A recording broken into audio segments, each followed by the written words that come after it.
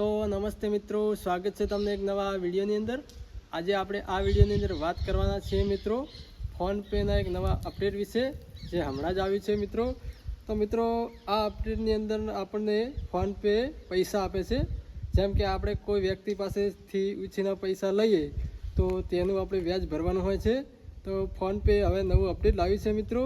તો ફોનપે આપણને પૈસા આપે તો આપણે મહિના સુધી કોઈ વ્યાજ ભરવાનું આવતું નથી મિત્રો।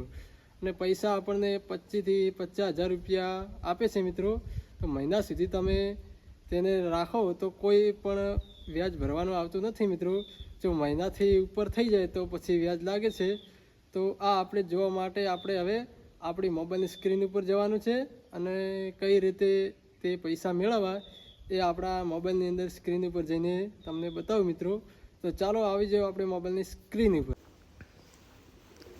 તો મિત્રો આપણે આવી ગયા છીએ આપણી મોબાઈલની સ્ક્રીન ઉપર।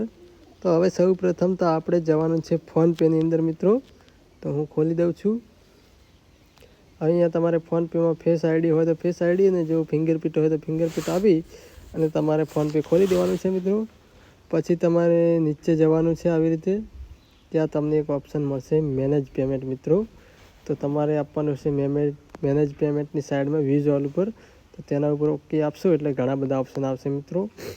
ત્યાં આપણે એક નવું ઓપ્શન આવ્યું છે મિત્રો હમણાં, જે આપણે વાત કરી વિડીયોની અંદર કે ક્રેડિટ લાઇન ઓન યુપીઆઈ મિત્રો। આ અપડેટ આપણને નવું મળી છે મિત્રો।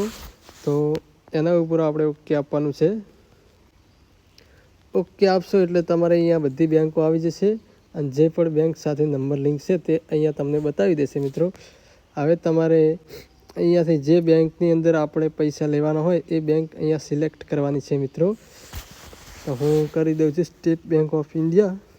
તો એના ઉપર ઓકે આપવાનું છે, પછી આવી રીતે બતાવશે મિત્રો।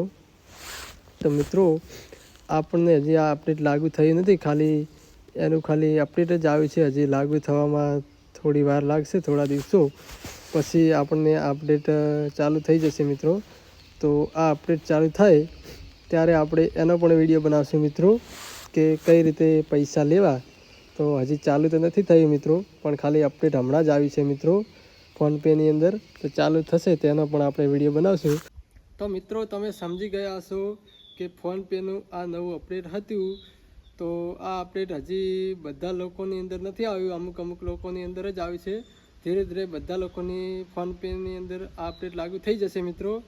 તો આ અપડેટ તમને કેવું લાગ્યું તે મિત્રો કોમેન્ટ કરીને જણાવજો। તો આજે આ વિડીયોમાં આટલું જ। તો મળીએ એક નવા વિડીયો સાથે।